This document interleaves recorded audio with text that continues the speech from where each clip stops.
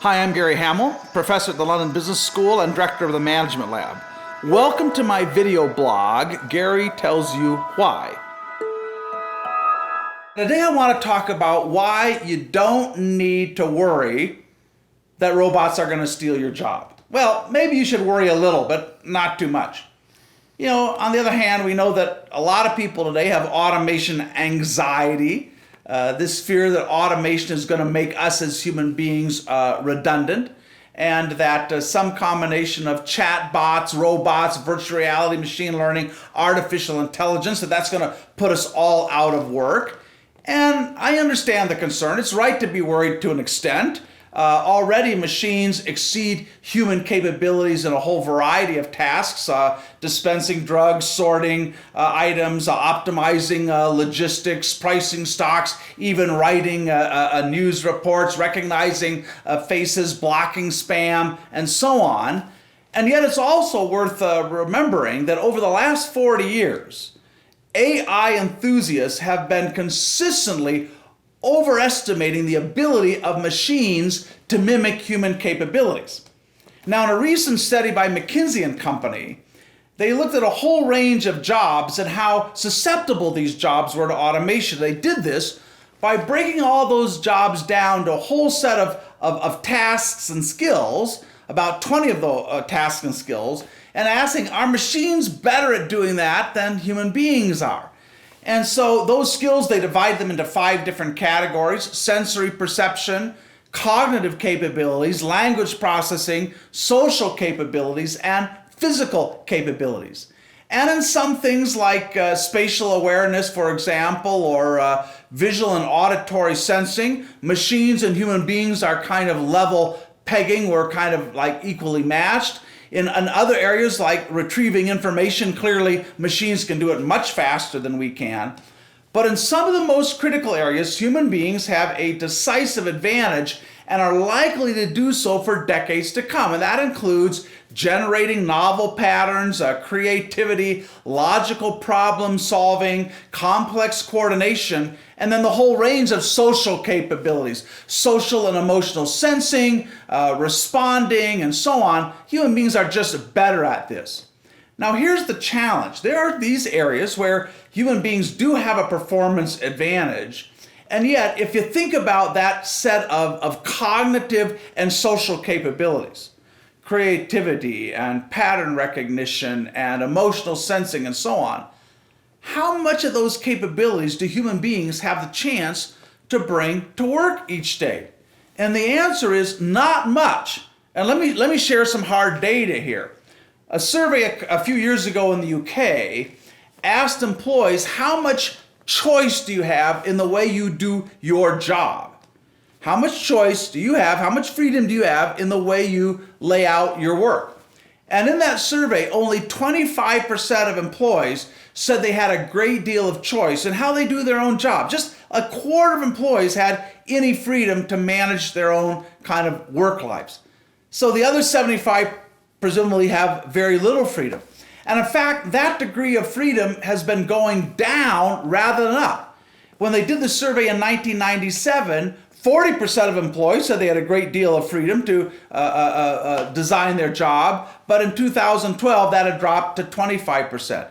And when you ask that question not of individuals but of teams, how much influence does your work group have in laying out the work you do, the percentages don't go up. They're still abysmally low.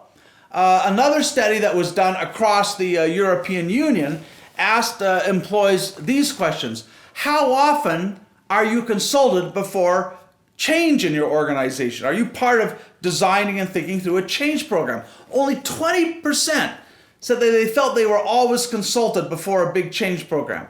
They asked, how often are you involved in improving the work processes in your own job? Only 18% said, yeah, we're always part of that process of workplace optimization. And they asked employees, how often do you have a say in hiring your colleagues, the people you work with? Only 10% said we have any share of voice in selecting our colleagues. Think about that. That is a picture of human capability in shackles. We don't give people the chance to help co-design change programs. We don't give them the chance to help evolve and develop the work practices in their jobs. We don't give them the opportunity to choose their own colleagues. No wonder people are mostly disengaged at work around the world. So I would argue the best way of countering the threat of automation is changing that reality. I heard somebody at IBM a few years ago, they were talking about how automation is going to change knowledge work. And they said the following: that most jobs are commodities. I mean that people are doing that job without a lot of thinking, and the way it's done at IBM is the same way it's done at Accenture or at Oracle or whatever, other big IT company. And maybe that's true. Maybe in a lot of organizations, most jobs are commodities. But that's a problem.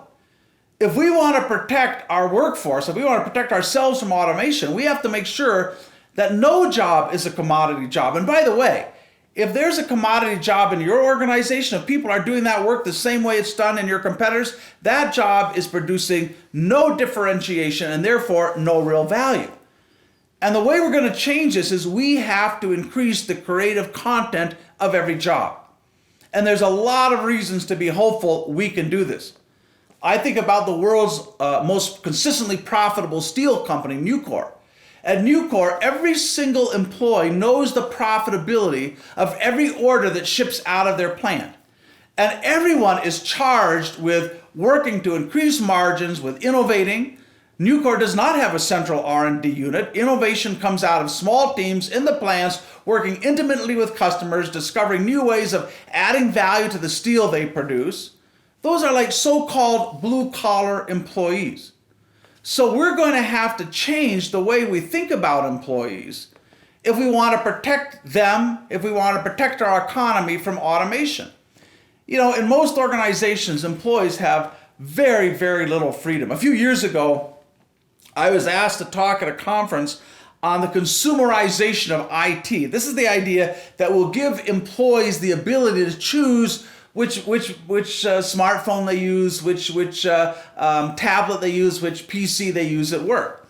And I understand this is a big deal with all kinds of security issues, support issues for the IT function. But at that conference, I kept thinking to myself, is this really the bleeding edge of employee empowerment? That we are letting people simply bring their own device to work, BYOD? Like we're saying to Michelangelo, yeah, you can choose the hammer you want to work with today. Is that really where we are? Why can't we be a little more bold? Why can't we think about design your own job? Or approve your own expenses? Or pick your own colleagues? Or choose your own boss? Those may sound like radical ideas, but that sort of freedom you can find in some very large, sophisticated organizations around the world today. I read a piece a while back in the Financial Times. One of the columnists had this throwaway comment and said, of course we don't get to choose our own colleagues. And I thought about that. I said, well, that's not true at the London Business School. If we're going to hire a new faculty member, all of the folks in a department will interview that candidate, and it's pretty much a consensus decision on whether we hire them or not. I know a large grocery chain where if you want to work for them, you will get interviewed, first round of interview, but then if you pass that, you are put to work in an in-store team for a couple of weeks, and it takes a 70% vote of that team to bring you on board as an employee. So everyone will say either I chose you or you chose me. That's kind of the simplest level of empowerment, getting to choose the people who work around you. And so we have to unleash that kind of human freedom, human imagination, human initiative at work if we want to build organizations that can survive the future of automation. Here's my bottom line. As an organization, as a society, an economy, we only have to worry about robots to the extent we treat human beings like robots. We fix that problem and robots will become our servants rather than our masters at work.